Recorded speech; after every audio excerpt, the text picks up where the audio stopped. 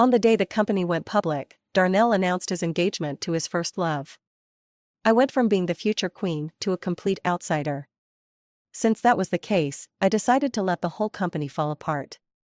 The CEO was short on funds, so he asked me to find some venture capital. I let things slide, and the company's finances broke down. The CEO lacked new products, so the technical director slacked off, and big clients pulled their orders. The CEO lacked talent, so the HR director did nothing, and top talents were poached by the competition. On the day of the listing ceremony, I dressed up and waited for the CEO to call me up to ring the bell on stage. The flower and atmosphere teams were already in position. The long-awaited moment finally arrived, and CEO Darnell reached his hand out toward the audience. I gracefully stood up. But instead of calling my name, Darnell called out the name of another woman. I froze in place. Who is she? I'm embarrassed for her. She's so pretty, yet so shameless. She clearly wasn't called, and yet she acts like she was. It's her. I heard she's just a secretary, but she acts like she's the boss's wife. Look, the woman walking up to the stage is the real boss's wife. My nails dug into my skin as I stared at the stage. One woman was wearing a blue dress, the other a blue tie. Their eyes locked, and it felt like they were connected by invisible strings. They clasped hands and struck the gong to mark the listing. The assistant tugged at my dress, and I slowly sat down. Darnell gave a subtle look to the atmosphere team, who hesitated, then, under the pressure, pulled the ribbon. The stage was buzzing with excitement. The assistant's roses were forcibly taken from her and given to that woman. Great, just great. I worked hard for 3 years, and someone else reaped the rewards. After the ceremony, everyone attended the celebration banquet. My colleagues, seeing the woman in Darnell's arms, stared wide-eyed. For 3 years, Darnell and I were inseparable, and everyone had long assumed I would be the future CEO's wife. Who was this woman who appeared out of nowhere and took my place? Their stares were obvious, and Darnell's and that woman's mutual friends couldn't stand it. What's wrong with you all? Ella is Darnell's first love. They made a pact that if neither of them were married by 27, they'd be together. Exactly. They're perfect for each other. All the colleagues were awkward, embarrassed. From across the room, I gazed at Darnell, waiting for an explanation. He raised his glass. Leona. Thank you for your support these past 3 years. As always, the company will always have a place for you. Ella raised her glass with him. Thank you, Miss Leona, for taking such good care of Darnell. Darnell and I had the same mentor. He was my senior. He started his business early and had some success. He reached out to me, inviting me to join him. He promised I'd have a stake in the company in the future. After 3 years of grad school, our relationship had grown. I had feelings for him, so I didn't hesitate to turn down a job offer from a large company and joined his studio. Over the next 3 years, his special treatment of me became clear to everyone. He hinted countless times that once the company went public, we would be forever tied together, leading a happy life. I had underestimated the power of first love. When the person's gone, the money still matters. I raised my glass. No need for formalities. Why don't we discuss the new contract? The company's been listed, and the promises made should be in writing now. Let's not talk business today. Come to my office tomorrow. After 3 years of working together, Darnell's methods always amazed me, including this one. He only gave me 1% of the shares. I treated the company like it was my own, negotiating hard for investment just to retain the management rights and a larger stake. All that effort, and yet, I got nothing in return. I stood up slowly, a bright smile on my face. Are you sure? Of course. The company will grow, and this 1% is not insignificant. Before even becoming a renowned capitalist, he had mastered the art of exploitation. Fine, I'll slack off now. Let Darnell see just who's truly indispensable to the company. I didn't sign the contract, saying I needed to think it over. Darnell didn't mind. He made a phone call, and as he was closing the door, I heard his soft voice, "I'll pick you up after work." How sweet. Back in my small office, my assistant immediately came over with the information she had gathered. The woman was called Ella, and she was Darnell's high school classmate. She was the campus belle, and he was the campus heartthrob, perfect for each other. But back then, Darnell was just a poor high school student. He relied on scholarships and financial aid, wearing a faded shirt, his figure the object of many girls' fantasies, though very thin. At that time, they could be classmates. They could be close friends. But they couldn't be lovers. Because Darnell's pride wouldn't let him confess his feelings when he couldn't promise a bright future. After high school, Ella went abroad to study, leaving behind a pale moonlight that shone on his heart, urging him to work harder every night. Years passed, and Ella's life abroad wasn't easy, leaving some scars. Darnell, however, was the one to wipe away those clouds and bring her back into the light. I could feel my teeth clenching, and my heart ached a bit. My assistant shuddered. So this is the power of first love? I heard they're getting engaged soon. Leona, aren't you going to do something? No rush. I calmly sorted through the materials and made dinner plans with another VP from the company, Gavin. Gavin was also a classmate of Darnell and me. He joined the company 3 months after the studio started. He didn't do grad school and went straight to work. At his peak, he made $800,000 a year. He was one of the most successful from our year. But as he began to rise, he caught the eye of older employees. After several rounds of battles, he unknowingly stepped into a trap set by them, costing the company millions. When Gavin was floundering, this senior employee stepped in, using their connections to smooth things over. Gavin was deeply grateful and thanked him profusely. Later, he was kept under that employee's thumb, and much of his hard work was taken over by others. I had some connections at the company and heard about this. I thought about it for a long time and decided to tell Gavin. Gavin, young and brash, couldn't stand it. He confronted the senior employee head-on. But, unfortunately, he lost in the end. That night, Gavin dragged me and Darnell out to drink on the street. 1 bottle of liquor, with the loneliness of feeling like the world had left him behind. I couldn't bear it, so I encouraged him to join us and start his own business. Gavin paused, took a swig of his drink, and then agreed to join us. Not long after I extended the invitation, Gavin agreed. Back to that same street, where everything had changed. Gavin awkwardly drank, he, sigh. Even though we're from the same hometown, I didn't know about Ella. I forced a smile. Love is unpredictable. Let's not talk about that. Darnell didn't betray you, did he? Gavin froze, mumbling nothing. Darnell wasn't stupid. After that scene with me, he'd surely be wary of me. He'd moved faster than I thought. I pretended to be disappointed. Looks like he didn't break his promise. He even gave me the stock agreement, 1%. What? He only gave you 1%? You put in so much effort when the studio was just starting, investing money and time, and you contributed so much. I also have. Oh? So you mean he didn't give you any more than me? Nice one. I pinched my thigh, and the tears came unbidden. As long as he didn't wrong you. I'm just worried that he might neglect the people I brought in, and then how would I explain it to them? Gavin was choked up, feeling bad for me. I had a good relationship with him, but in life, relationships alone don't cut it. Even if he chose not to side with me for the sake of his own interests, I could understand. It was likely that others, not involved with me, had benefited in some way. Darnell had become harder to deal with. I'd been running my company for many years, capable of bending and adapting, and at that moment, I played the part of a fragile woman perfectly. I didn't cry about Darnell's change of heart. After all, things that seem like they could be true often aren't, and who can be certain? Instead, I cried about how love was no longer there, how even friendship couldn't last. What happens to me doesn't matter, but I feared that those close to me might be pushed out. Gavin probably wanted to say that they wouldn't be pushed out. But the 1% of shares on the contract? That was undeniable evidence. I cried for a while, then stopped when I felt it was enough. Gavin hurriedly offered to take me back. By chance, as we reached the bottom of my building, we ran into Darnell and Ella. Ella's face changed the moment she saw us. It was obvious she was imagining something unpleasant.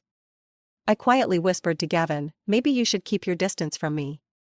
One sentence triggered Gavin's rebellious instinct, and he insisted on walking me back. Just before the elevator doors closed, I saw Ella seem to say something to Darnell. Interesting. Darnell probably feared my influence in the company, along with his eager ambition to rise. Despite his usual reluctance to be in the spotlight, Darnell cooperated with Ella to publicly promote their romance online, finally meeting my first love. Those days, I couldn't figure out why, but everywhere I turned, people were talking about the impact of first loves. The first loves tear, and the current lover loses. I still can't forget her.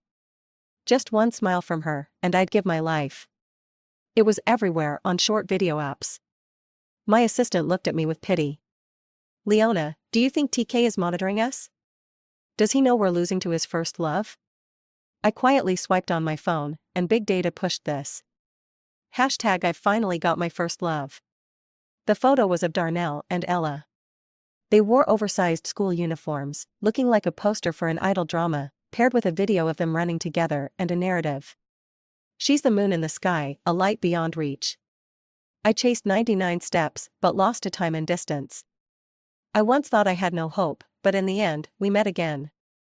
The two gazed at each other from across a crowd. I felt a mix of pain, anger, and disgust, and I slammed my phone down, then picked it up again.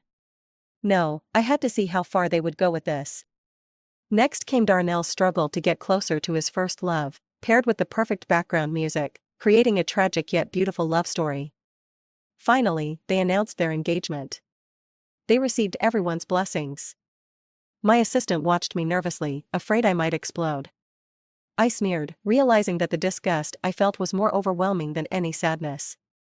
Of course, I wasn't about to torture myself. The company had just gone public, and they weren't afraid of the truth being revealed and backfiring on them.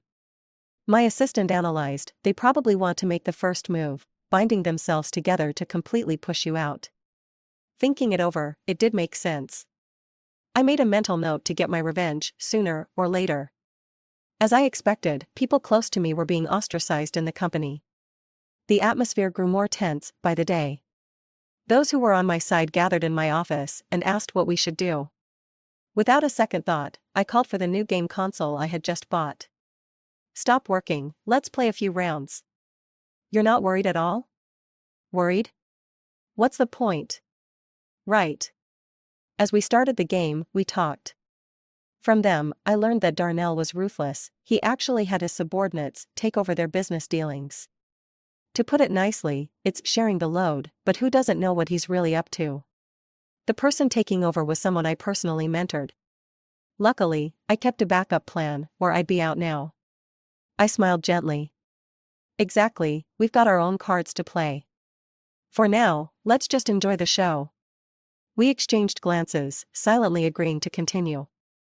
Our subordinates came in to report, but we weren't paying attention, no signatures, no cooperation. Let's see what they'll do. Darnell wasn't angry at all. He encouraged us to enjoy the game, trying to take more power from us. Go ahead. We wouldn't hit bottom anytime soon. So, while others in the company worked late into the night, we clocked out on time. They held serious meetings, while we sipped afternoon tea. They argued endlessly over new products, while we sent each other funny video links. When the mood struck, we shared them in the company group chat, inviting others to watch. Before, I never wanted to abuse my position, but now that I had nothing to lose, I wasn't afraid. Darnell's forehead was covered in veins, and he asked me with frustration, "What's your attitude about this?" I paused my phone. What? Isn't this project mine to handle? If you want to yell at someone, it shouldn't be me, right? Darnell froze, and the entire meeting room fell silent. It wasn't because I was being unreasonable, but because I used to be extremely responsible. Almost every new product I would personally follow up on. I would repeatedly check if updates were necessary and control their frequency. If I didn't understand something, I'd pull all-nighters to figure it out. If Darnell didn't like a new product, I'd take the heat, bearing the responsibility alone. I was often scolded, but would still hear, "You're so amazing." Now? Not my problem. Darnell was stuck, and vented his anger on others. The people who got scolded looked at me with more heat in their eyes. Sure enough, not long after the meeting ended, the heads of several departments came knocking, asking for help with their projects. I was busy getting my nails done by my assistant and waved at them. No, it's your time to handle it, you should be more independent. But we don't understand Darnell like you do. I raised an eyebrow. You've got it wrong. The one who knows Darnell best is probably Miss Ella. Why don't you go ask her? They all looked defeated. Who didn't know that Darnell was underhanded? Back when he was flirting with me, now the company went public, and not only was I no longer the CEO's wife, but I didn't even have any shares. Even my title as vice president wasn't legitimate. They left in shame. My assistant spat, they never understood your worth. Now? It's too late. I shrugged. They're still too inexperienced. What's Darnell? The market is what matters most. Every year, I lead a team to do market research.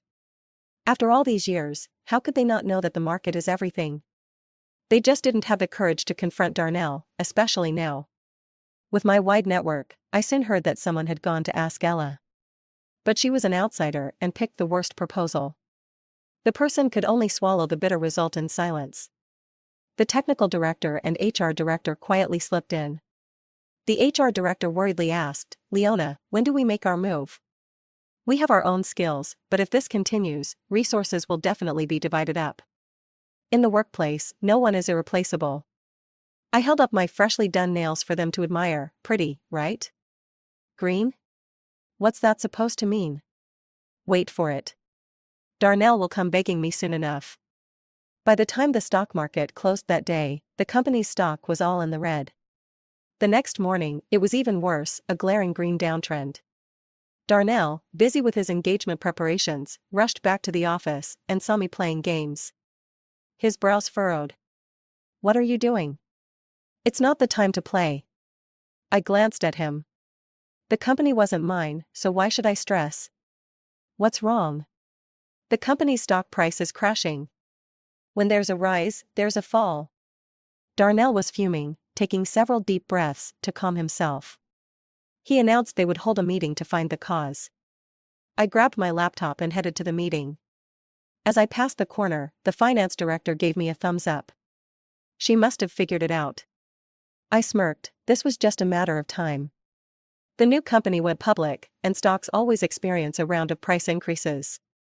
But at some point, they always drop. However, the company's gains were small, but the losses were significant. Yesterday, it dropped by 5%, and today, it hit the daily limit. It's enough to worry retail investors. Darnell was so anxious that he got a mouth ulcer. What's going on? The others exchanged looks, but said nothing. Darnell turned to me again. What do you think is happening? It's normal. Retail investors love to buy into new stocks.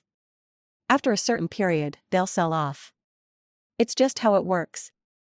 Buying into new stocks means that investors, before a stock goes public, get a chance to buy shares through a lottery system via brokers. Once the stock lists, the price tends to go up. It's a guaranteed win, which is why so many experienced investors wait for this opportunity. There are even a lot of courses teaching how to buy into new stocks. These people aren't betting on the company's future, they're just after the profit. New stocks don't keep rising forever. Investors usually sell after a certain period, following established patterns, so the stock price naturally fluctuates when they sell. Is that really it? Darnell didn't believe me. I shrugged and didn't respond. Of course, there's more to it. Generally speaking, a company's post-listing performance directly impacts future investments. To ensure better future funding, I reached out to some connections and bought a few shares myself. At first, it was just to surprise Darnell, but now it's turned into my backup plan. I've never gotten along with Darnell, and when he and the related institutions noticed something was off, they pulled out in bulk. Could the stock price not drop? Another factor is a scandal that surfaced a few months ago, making the public skeptical about artificial intelligence. These three factors combined caused the stock price to plummet. After discussing it for a while, we figured out the reason. The only solution is to pull in more investment. Darnell looked at me. Do you have any? I shook my head, no. Darnell's usual tender, peach blossom eyes turned a little melancholy, and he dismissed the others. Like a few years ago, he lowered his voice and said, "Leona, I know you're upset, but..." A few years ago, Darnell had a more energetic aura. He was full of youthful vigor and stubborn pride, not letting anyone underestimate him. I rarely saw him lower his head, but when he did, it made it hard not to feel soft and want to give him everything. It was the same kind of day when he first asked me to join him in starting a business. It was lightly raining outside, and he saw me in a thin coat and gave me his jacket. That's when he spoke up. Darnell's brows were furrowed with worry about the future, but his eyes showed a quiet confidence that he could make it work. There was a hint of pleading, like a fragile puppy. I blinked. The scene overlapped with that moment years ago, then slowly faded apart. No matter how similar, it was still different. "Mr. Darnell, it's you who's being unreasonable, not me." Darnell gritted his teeth. "Fine, if you won't help me, I'll find someone else. Don't think the company can't survive without you." He turned to seek out the financial director, who was someone Darnell had personally hired. Usually, he had little contact with me. Darnell was pleased about that. He even told me that the financial director liked to work alone and that I should avoid bothering him. At the time, I felt relieved not having to hire people one by one. Looking back, though, he was clearly trying to keep me out. But I wasn't completely unprepared. "Let's wait and see." Darnell miscalculated. Though the financial director had connections, he rarely interacted with investors. Several attempts had no effect. I thought Darnell would hire a big industry name, but instead, he ended up turning to his first love. Ella studied finance abroad, and in this industry, connections are key. But nothing beats the local bias. She couldn't get close to the core people overseas, so she came back. Here, her family's small company hasn't even gone public, and even though she works in investment banking, how much investment could she really pull in? I was afraid of underestimating her, so I had someone check. Ella's sources were surprisingly good. She entered the company and, with a smirk, challenged me, "Miss Leona, are you afraid I'll take your position?" I just smiled and didn't answer. Honestly, no. Competing with her? I was afraid it would lower my status. But Ella saw it as me being unable to back up my words, so she laughed even more. "I'll prove to you that I'm the one who's most suitable for Darnell." "Fine, I'm waiting." I challenged her, playing the role of the villain. "You better follow through. It's hard to attract good investment, especially here, where deals are mostly made over drinks." Ella couldn't handle it. She called in a few people for help, but they didn't cooperate, making everything even worse for her. Darnell came running to me again, looking desperate. "Leona, can't you? The company is yours too." I sighed. "What do you mean mine? I'm just an employee getting a paycheck." Darnell was speechless. He tried to pressure a few of my team members with the work, but they were just like me, completely giving up. In the past, we thought the company would never let us down, so we worked ourselves to the bone. But now, with the company listed, Darnell didn't even give me the shares he promised. Not only that, but no one in my department got a pay raise. Who would want to work hard now? Who knows, maybe Darnell will fire us all one day. Darnell couldn't get to me, so he hurried off to have dinner with investors. My assistant, feeling wronged, muttered, "He's really bullying you." I waved my hand. "Come on, everyone, let's go eat."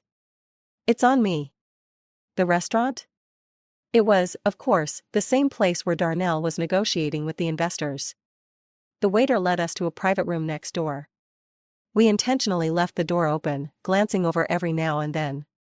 Not even half an hour later, Ella came out with red eyes. My assistant chuckled. Did she get taken advantage of? Just as the words left their mouth, the room next door exploded. After asking around, it turned out that the investor had been dishonest, making advances, and even touching Ella's leg while drunk. Ella couldn't take it and ran off. Darnell, who had waited nearly 10 years for his first love, couldn't stand it either. In a fit of rage, he smashed a beer bottle over the investor's head. I couldn't help but feel excited. I thought the worst thing I'd see today was Darnell drunkenly embarrassing himself, but now, this was a real show. I paused and decided to call the police.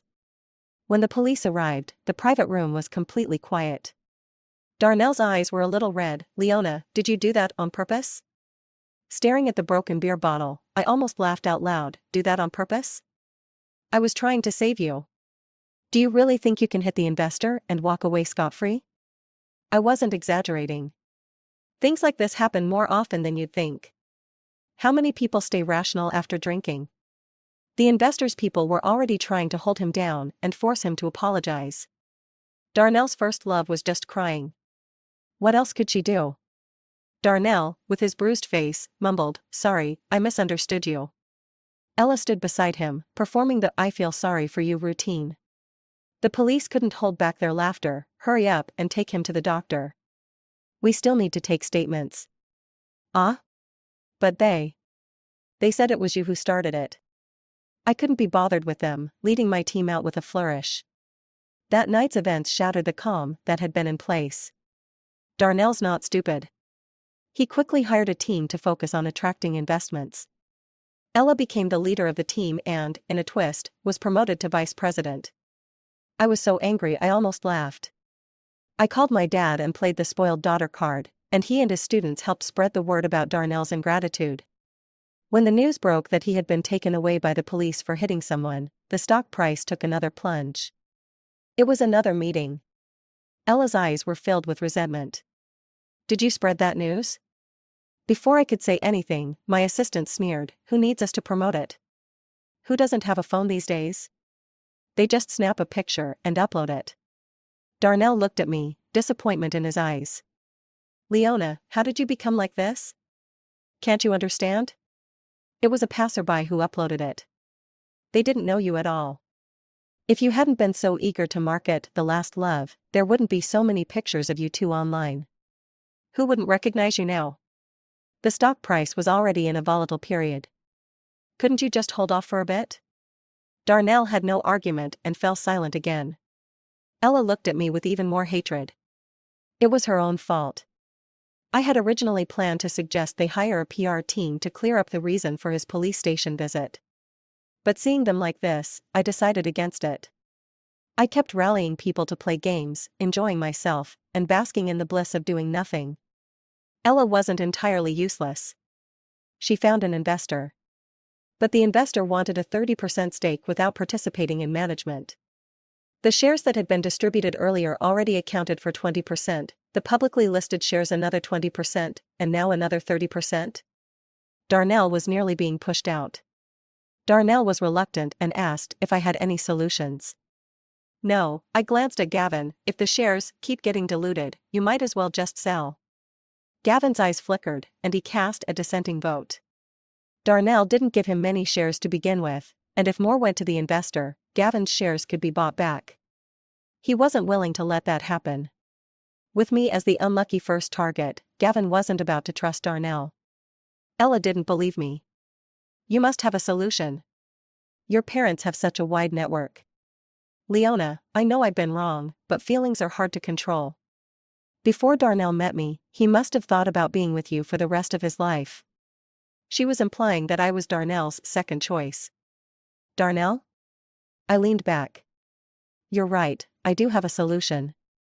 The three of them looked at me, their eyes bright. Ella was happy but also worried. "I can give you anything, except." Her gaze drifted toward Darnell. "Please. I'm not that hung up on him. My condition is 20% of the shares. Once I get what I'm owed, I'll work hard." Darnell and Ella were reluctant. I wasn't in a rush, so I went to the rooftop. Sure enough, Ella secretly came to find me. "If I were you, I wouldn't come. Darnell's got a mouth, but he's too proud to give it up easily. And remember, when a man is sweet, don't forget how cruel he can be. I helped him for 3 years, from nothing to the top. And now, he won't even give me money. What if one day he stops loving you? How do you think he'll treat you?" Ella's eyes were full of complexity. "Are you trying to drive a wedge between us?" "No, I'm just giving you a woman-to-woman warning. Fighting over a man is really not worth it." Ella stood there, frozen. I kept working my usual schedule. She wasn't stupid, but she might not be able to take my words to heart. What I didn't expect was that Ella managed to convince her family to put money forward, wanting to use the cash to compensate me. Clever. She took the money, asked for shares, and got my help, killing 2 birds with 1 stone. "You put in 100,000 to start the business, and now we'll pay you back 1 million. 100 times return in 3 years, sounds like a good deal. But the company was worth more than that." I didn't agree. I smiled and said, 20 million, or forget it.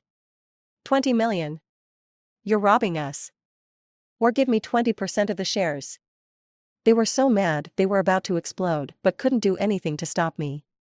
I ate a hamburger in front of them. It was delicious. I hadn't eaten one in 3 years, maintaining my elite white-collar image, but it felt great to finally break that. The more I ate, the more I enjoyed it, and the angrier they looked. Ella hesitated for a long time before saying, "We don't have that much money. You can use shares to offset it." Ella was sharp. She offered shares from her family's company, 35%. Though her family's company wasn't publicly listed, it was profitable, and it had potential in its traditional industry. I didn't agree immediately but also asked for 5% of Darnell's company's shares and $10 million before I relented. Less than 3 days later, an investment came knocking. They wanted shares too, but they were much better than the investors Ella had lined up. The stock price started to recover. Just as Darnell was breathing a sigh of relief, Gavin had more issues on his side. The new product was failing. How could this happen? Darnell was in a panic, abandoning Ella, who was trying on wedding dresses, and rushing back. Gavin was helpless. The software's fine, it's the chips that are the problem. The company focused on smart home devices and AI, releasing several successful products. The chip we used was developed by one of my dad's students. He ran his own company, which partnered with ours. In the past, thanks to my dad's connections, we got priority access to the best chips. But now, with Darnell treating the teacher's daughter like this, who would still sell to him? Ella started crying. "You just don't want me to be with Darnell." I rolled my eyes. "Stop it. Aren't you two soulmates? Nothing should be able to break you apart." Ella couldn't argue with me, so she went to see Darnell. No one knew better than he did how important I was to the company. He didn't dare to offend me again. Darnell rubbed his forehead. "Tell HR to hire new talent." The HR director was my person, so naturally, she refused to cooperate. Even if she wanted to, in our newly listed company, we couldn't attract top talent. Darnell was helpless, and unwilling to come beg me, so he told Gavin, the vice president and technical director, to work on a new product. It's easy to talk when you're not the one doing the work. Even Gavin couldn't stand him. He grumbled, then lazily added, "In the past, the three of us worked hard together.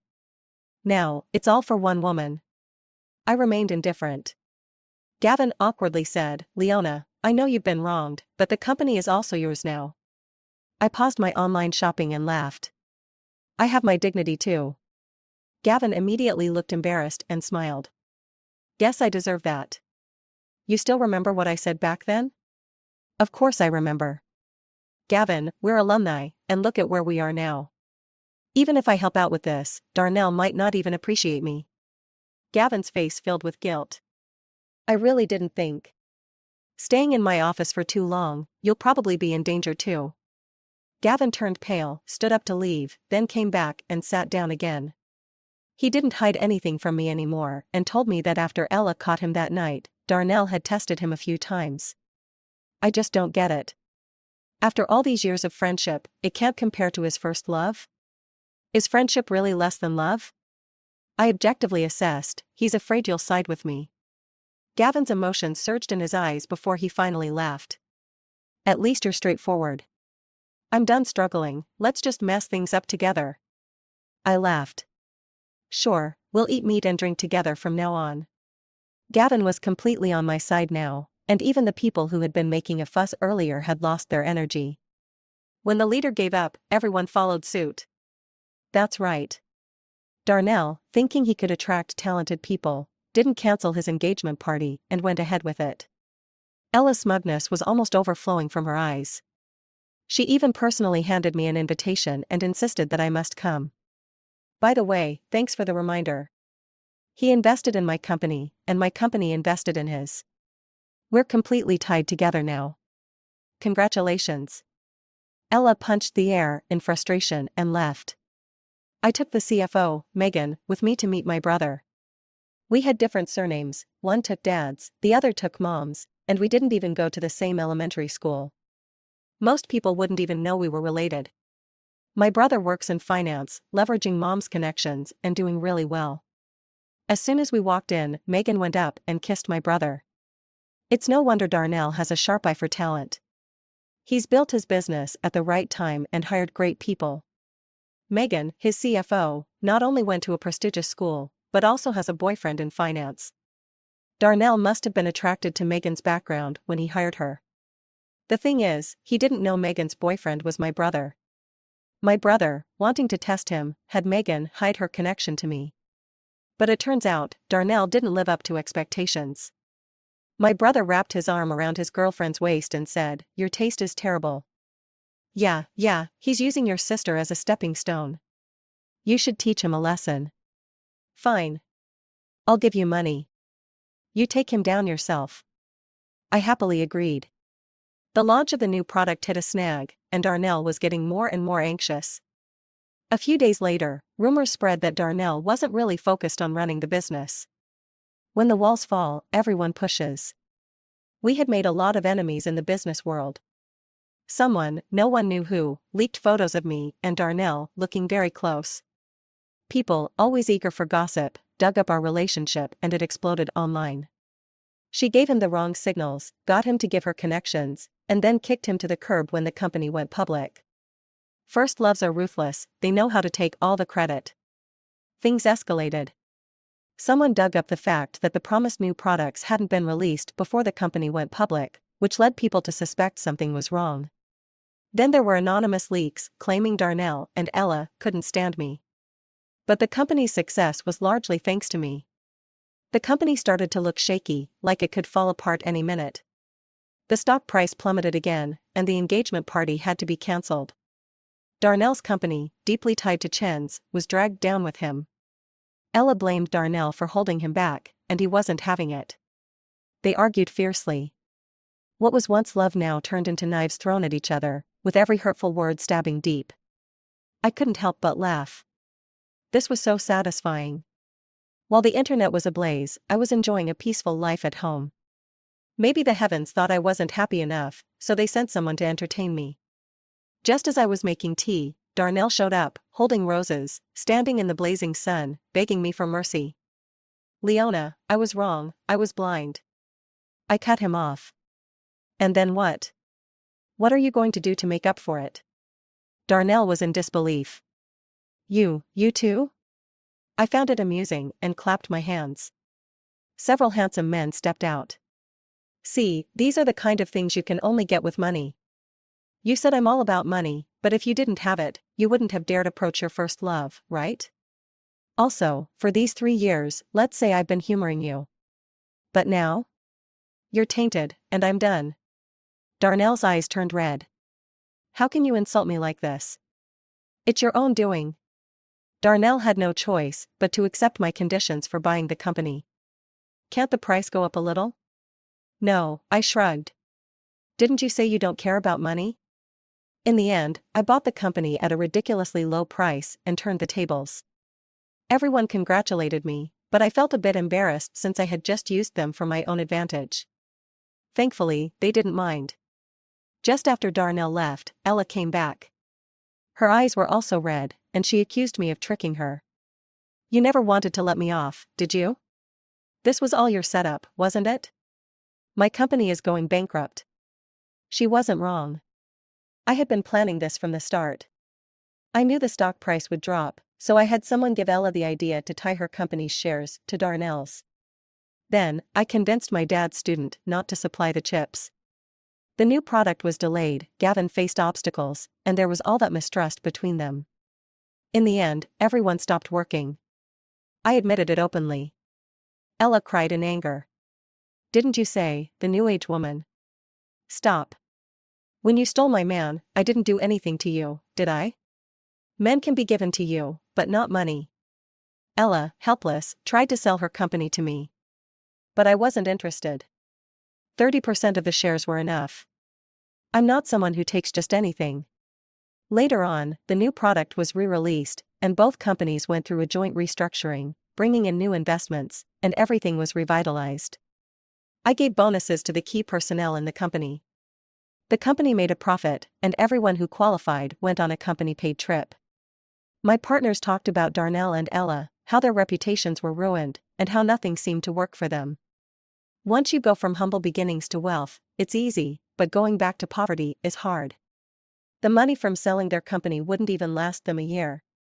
They couldn't find better people, so they had to settle, constantly fighting and disgusted with each other. After we enjoyed our schadenfreude, we raised our glasses and smiled at each other, for the future, for ourselves, to keep pushing forward. A night of wild celebration. I was leaving the toxic man behind, and life was going to get better. The early sun was warm, the days were long, and the seasons were beautiful. And,